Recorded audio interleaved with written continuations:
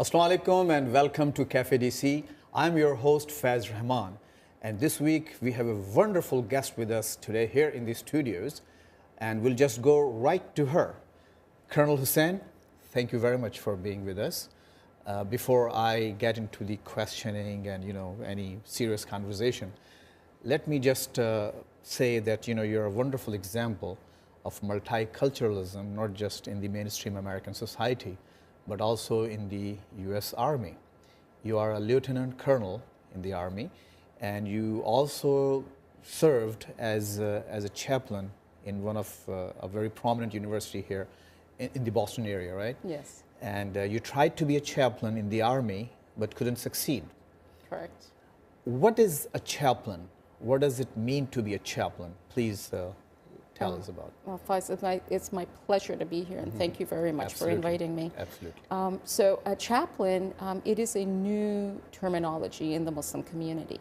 It's very old. It's a Christian word. And what a chaplain does is it's really being in presence with another human being. And there are a couple of settings, mostly in hospitals, university, and that's where I served at Tufts University, in the military, and the prison system. And then there's this new concept called community chaplain. And that's the role I'm currently holding right now. And it's working within the masajids, the mosque, and working with the Muslim community. Okay. And a chaplain really is there to help people move through difficult times in their lives. Okay. A lot of people, especially in the Muslim community here, they confuse a chaplain with an imam. Do you think that an imam is exactly like a chaplain, or there are some differences between these two roles? Definitely, and that is, we are having that conversation within the Islamic chaplaincy in the United States, because if you are a man and you are a chaplain, automatically the community starts calling you imam. If you are a female and you're a chaplain, they're not sure what to call you. And they're not going to call me an imam or an imama. So there is a difference in the education that we receive. One of the critical element of the training is called clinical pastoral education, where you are trained to understand yourself before you could work with people. Most imams don't have that training, but it's a very important training for them to have, especially in the United States, where imams are becoming the everything all for the Muslim community. Right. So an imam's training is a little bit more in depth with the classical training, understanding Quran and Hadith in its depth, and leading the community in prayer and worship. But for a chaplain, it can be both. A chaplain can be an imam or a chaplain, but there is a unique difference. You tried to be a chaplain in the Army, in the U.S. Army, and they didn't quite, look at it sympathetically, so to speak. They turned it down.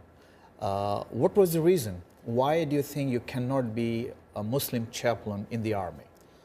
Well, the reason they gave me was if I were in the role of, they're seeing chaplain as /imam.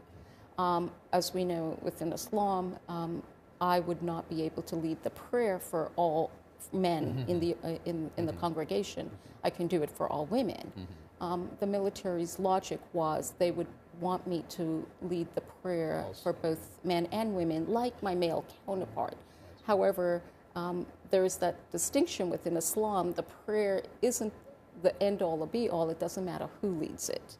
What were your challenges there, being a chaplain at a prominent university, a Muslim chaplain, a woman Muslim chaplain? I would say the difficulty is sort of shaping the environment and the conversation. If you have access to giving the khutbah or the sermon on the Fridays, you could share some important information to the community. Because I couldn't lead the prayer, the way that I solved the problem was to find imams or people that were willing to lead the prayer on Fridays. So I facilitated that process. So every Friday there was someone to lead the prayer. And then I also started to train the students. I thought it would be good training for them to also step up and also lead the prayer. So I would say the only disadvantage, I wasn't able to influence them from the pulpit, but I still made a difference in my counseling one-on-one with them, in my other community action, small colikas that we had.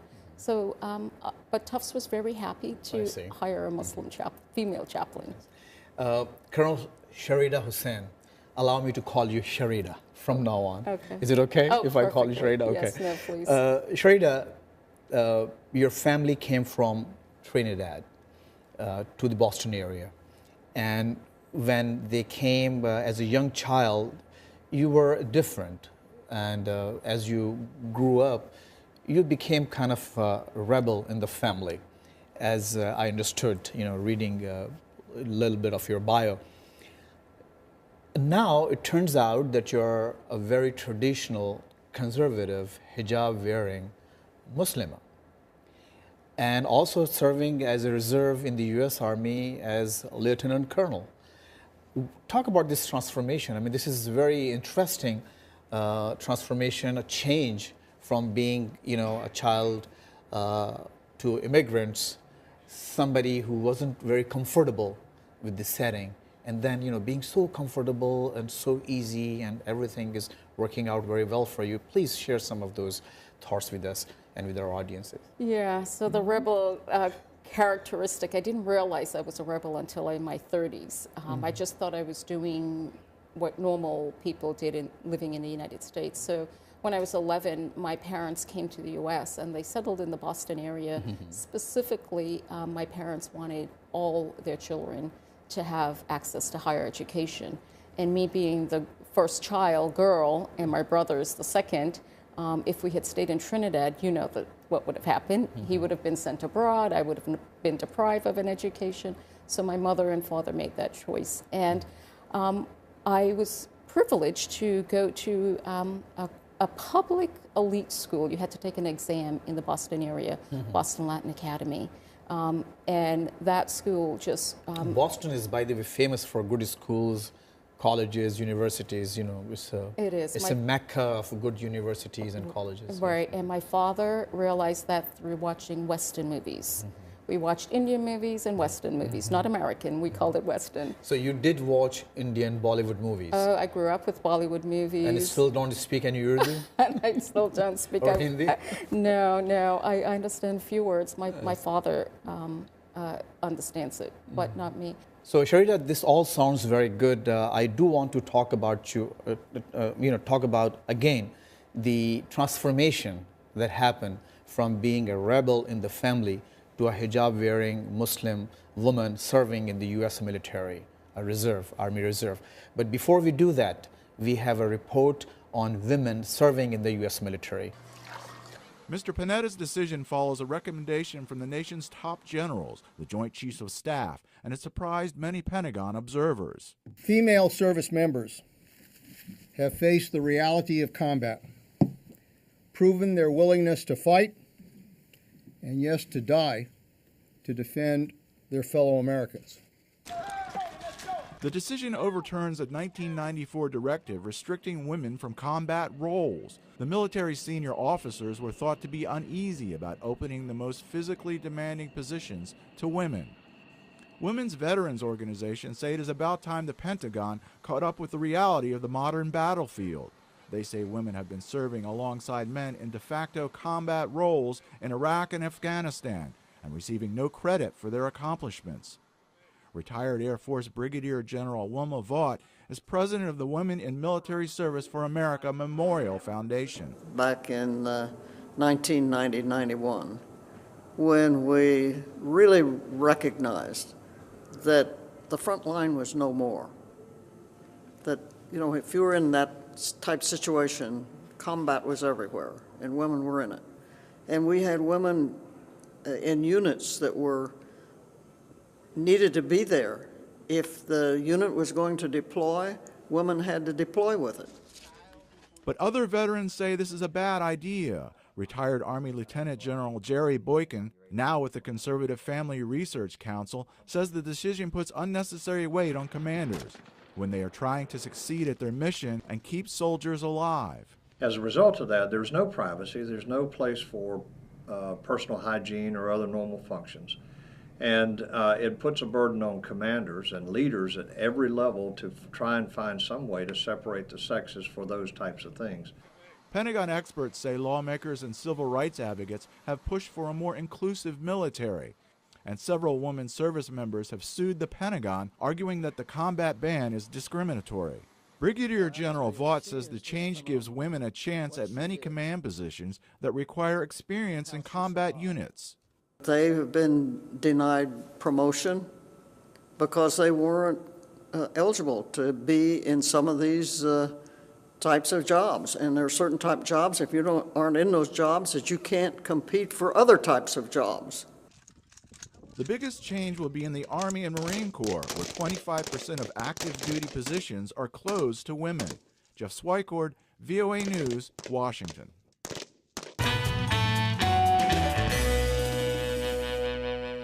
And we'll get right back to the same question that I mentioned just before we watched this report. What happened? The transformation. And this is actually the question, it's a universal question. There are so many kids, not just here in this society, but also around the world, especially in Pakistan, battling with the same questions and ideas. So please share some of that stuff with us. Yes, so I would say my daughter. It was time, she was 4 years old, getting ready to go to kindergarten, and my parents said they're going to take her to the mosque for Sunday school, where she would start learning about Islam, reading Quran, and so forth. And I realized, well, I'm the mother, I should be doing this. And it dawned upon me, I started to say, well, I'm in the military, I've been trained to take leadership roles, to be responsible. This is one of my duties I must be responsible with. So it started with me going back to the mosque. I sort of stayed away. When you became a hijab-wearing woman serving in the U.S. military, so it was your family, your child. It was my child. That was the prime mover. It was my child initially, and it it was this community. And a very sizable and strong community. Very sizable and strong. A lot of Pakistani and Arabs. Those were the two largest populations here. And I wanted to lead by example. I still wasn't wearing hijab when I was functioning as a youth group advisor. And I felt if I'm trying to help these youth incorporate their faith, then I need to lead by example as my military characteristics. So there were some terrible, terrible moments. I mean, when you must have felt sad and bad, being in the army, facing those challenges. And a lot of people who look at this, the army, the wars from outside, I mean, they just can't reconcile how come Muslims serving in the U.S. Army can go into Kuwait, Iraq, and Afghanistan, and with the right conscience, still do their job. Can you please talk about it? Yeah. The conflicts, the clashes, internal, external, both. Yeah, there are a lot of us have this question, this concern. And I would say before 9/11, it was easier to be in the military, sort of moving along in our careers. 9/11 was a very, very traumatic day in our history, and even more so, I think, for Muslims, because it was also, it felt for me, because I was Muslim, the terrorists were Muslim, that also my faith got attacked at the same time. And so I was in question. I've had conversations with my colleagues and what to do. And the way that I've reconciled it, I can't speak for others, but the way that I've reconciled it is I'm an American citizen. I have been in the military for these many years. It is part of a citizen of a country to support and defend its country, and that's the role that I've taken on as a soldier. And I felt 9/11, this is why I've been training. I need to stay, I need to defend my country, I need to protect my country. Granted, the question is then we are going overseas and killing Muslims. 9/11 basically was a watershed moment, just not for this country, the entire world, but more so for the Muslim community in this country. Right, but I think for the Muslims in the military and myself, it was greater because we are a nation at war, and in my military community, I am now worried about body bags coming back, about families, about PTSD. I'm thinking about these things because my chaplaincy training started the second day of chaplaincy training at the seminary was 9/11. So this new career that I've taken on to serve and support people. So I'm thinking in my Muslim mind of serving the community. I'm thinking in my military mind that we are going to war. So it took me a long time to sort of reconcile all of this. And for Muslims, we've come to the conclusion we have to defend our country. We are serving in the armed forces, and that is our role and duty. And we are not seeing it in its simple form that we're killing Muslims. We are looking at it as we were attacked and we need to defend ourselves. And there are many countries that are Muslims are fighting Muslims, Iran and Iraq war. So I went beyond looking at it from that simple space and looking at it from a national nation. Where am I going to raise my children, my family? Which country am I in allegiance with? And there are many things that America has done that I may not agree with, and there are many things that other nations have done that I may not agree with. But within my service as a soldier in the military, that's how I've reconciled it. How did you deal with the suspicion in your peers, your colleagues? There must have been lots of doubts on their minds, and you must have felt it. I mean, nobody could hide those doubts and suspicion. How did you deal with that? Thank you. That is a very important question. And Muslims in the military, we have to be on hypervigilance and on our extra best behavior.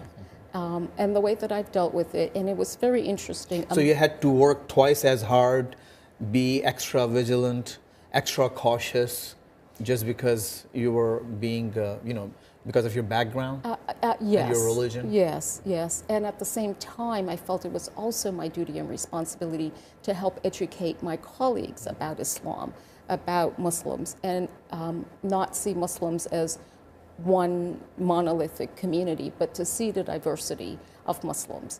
And my colleagues, because they knew me, initially it wasn't a threat. However, because we move from unit to unit and location to location, we always have to reprove ourselves with the new colleagues. So for many people in the military, every time they get to a new assignment, they have to now build relationships again and reprove themselves to their colleagues. A month after 9/11, so I'm a reservist, meaning I go 1 week in a month, and then 2 weeks out of the year I'm in training. So this was a month after 9/11, I'm at my reserve duty, and my security officer came up to me and he said, Shareda, I'm not sure if you've thought about this, but people in the military may not trust you, and Muslims may not trust you as well in your community. And I was shocked. I didn't even think about the trust factor. And when he presenced that, I started to pay more attention to it. And there are, I can understand my American colleagues in the military why they may feel a little suspicious of me and angst. I do understand it. Do I like it? No. Do I understand it? Yes. And at the same time, we are in the military. There are rules and guidelines. If I break the law, by all means, I should be charged with whatever offense, and the law should take care of it. I shouldn't be presumed guilty before and then prove my innocence. Did your superiors make an effort to make sure that you feel comfortable and you do your job properly, and the factor of distrust, angst, and suspicion aren't around when you're serving? I mean, were there efforts made consciously and properly? I don't think they saw it as a need, because they are viewing me as a soldier, as a colleague. They're not even thinking or even aware that that could have been a concern. And when I've shared it with my colleagues or my bosses, it's like a novelty for them, because they're seeing. It just hadn't occurred to them. It hadn't occurred to them, and I'm just like them. However, I also was a higher ranking officer, and I'm more seasoned. I think where it affected the Muslims in the military, it's more the junior ranks, especially in the enlisted, and if they are in infantry combat type units, they got harassed a lot. And I've met individuals that have told me of their harassment. But they also brushed it off as a joke. So you call me towelhead, camel jockey, I'm just gonna, it will hurt me, but I'm not gonna make a big to-do about it. Great. We'll end this conversation on a different note, again going back to some of the social issues that you faced, your family. Farhana was different, your daughter, because she was born here, right? And so she considered herself a total, absolute, full-blooded, so to speak, American. Did you see this, did you compare that contrast? I do that all the time myself, being an immigrant and then my children. So did you see that contrast, and do you think her being born here and being an American by birth, that made her job and her life easier? I would say yes. And Farhana's father, so again, my rebel personality, I married a white American man when I was in the army stationed in Germany. And so Farhana's last name is Cannon. So Farhana Cannon, she feels part of the culture more so than I, and she feels like an American. She has inherited, I'd say, more of the Indian culture even than I, in the clothing. So she loves Bollywood movies. She does, and dresses in the traditional clothing more so than I. And so she has embodied both very easily. And she can flip in and out of accent from American to the Trinidad dialect much better than I. I've sort of trained myself to be that proper Bostonian, so I feel very American more than anything, but she embodies both. And so I'm very happy. Yeah, that's a good point to consider. You remarried, and you married an Irish American, Jack. Yes. How that's going? Well, yes. So I will be celebrating my 20th anniversary this year. Yeah, I'm very surprised too. He has been, I would say, my rock to allow me to be this self-expressed woman. Anything I want to do, he supports me wholeheartedly. He knows I'm in the military, and that was one of the agreements before I married him. I said, are you comfortable with me being in the military? I go away, I could go to war, I'll be away from you, can you live with that? And he has been most supportive to me. And I have learned a lot about, so he converted when we got married. He's a partial practicing Muslim, but his heart is a Muslim, and that to me is more importantly. I have learned how to live in an interfaith community, how to embody both Muslim, American culture, religions, and now what I do as a chaplain, I do a lot of interfaith So I guess you're just a walking outreach personality, huh? In your personal life, in your professional, so you're trying to basically make people understand, not just your husband, but also other people around you. What is, being like being a Muslim here? Yes. A Muslim, actually. Yes, yes, I do. And shortly after 9/11, so my transformation of wearing hijab happened in my mid-30s. And then 9/11 occurred, and my husband wanted... So my daughters still have some time. All right, okay, I think it is never too late ever in one's life for anything. Absolutely. But when 9/11 occurred, my husband was very concerned for my safety. And he asked me to take my hijab off. And I said, this is one thing I cannot do right now. I need to know what my Muslim sisters are experiencing living in the United States. And I am amazed that when I'm in this uniform, the looks and the stares that I get normally, it's telling me, why don't you go back to the country you came from? And inside of me, I want to rip out my military ID and say, I'm defending you. And then when I'm in my military uniform, as you know, I can't wear my hijab yet. And people come up to me and thank me for serving my country. And so I live this dichotomy constantly. So I know what it is to be in my Muslim mind. I know what it is to be in my military mind. And I've done a lot of self-reflection, a lot of coaching and work to integrate and be at home and at peace in a not so peaceful world. Colonel Shareda Hosein, thank you very much for this great conversation, this great insight, both into your personal and professional life. I thank you for being here. So this was our conversation with Lieutenant Colonel Shareda Hosein, a great story, a great inspiration. Thank you for watching, but please don't forget to send your comments and your feedback to cafedc@voanews.com. This is your host, Faiz Rehman, thanking you once again.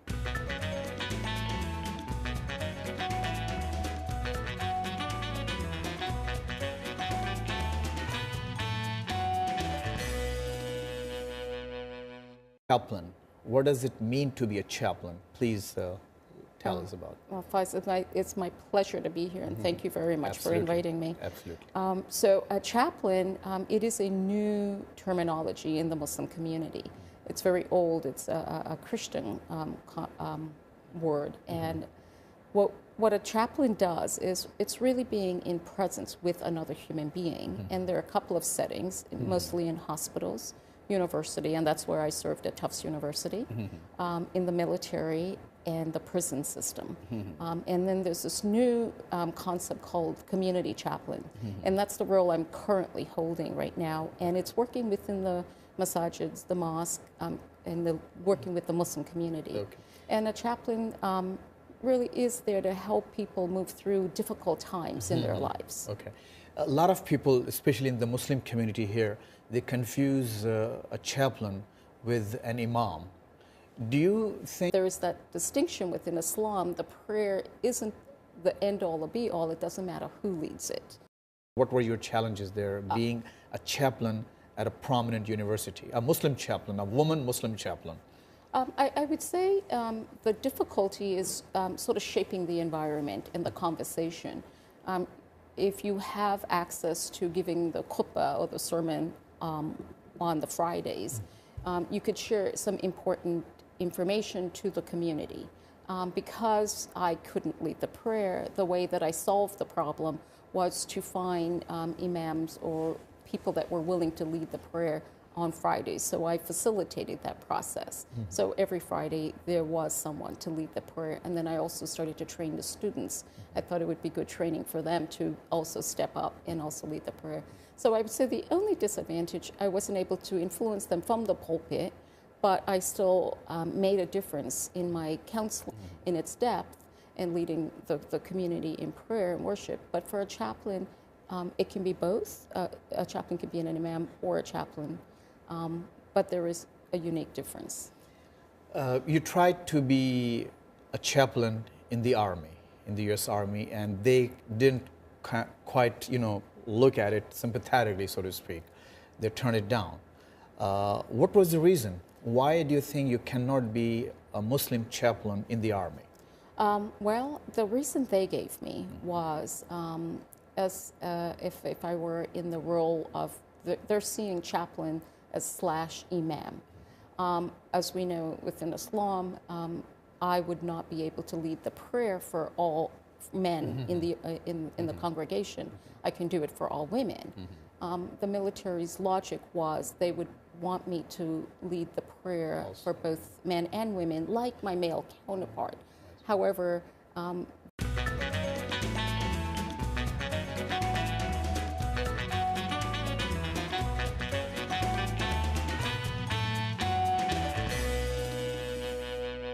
Assalamu alaikum and welcome to Cafe DC. I'm your host Faiz Rehman, and this week we have a wonderful guest with us today here in the studios, and we'll just go right to her. Colonel Hosein, thank you very much for being with us. Before I get into the questioning and any serious conversation, let me just say that you're a wonderful example of multiculturalism, not just in the mainstream American society, but also in the U.S. Army. You are a lieutenant colonel in the Army, and you also served as a chaplain in one of a very prominent university here in the Boston area, right? yes, And you tried to be a chaplain in the Army, but couldn't succeed. correct. What is a chaplain? That an imam is exactly like a chaplain, or there are some differences between these two roles? Definitely, and that is, we are having that conversation within the Islamic chaplaincy in the United States, because if you are a man and you are a chaplain, automatically the community starts calling you imam. If you are a female and you're a chaplain, they're not sure what to call you, and they're not going to call me an imam or an imama. So there is a difference in the education that we receive. One of the critical element of the training is called clinical pastoral education, where you are trained to understand yourself before you could work with people. Most imams don't have that training, but it's a very important training for them to have, especially in the United States, where imams are becoming the everything all for the Muslim community. Right. So an imam's training is a little bit more in depth with the classical training, understanding Quran and Hadith,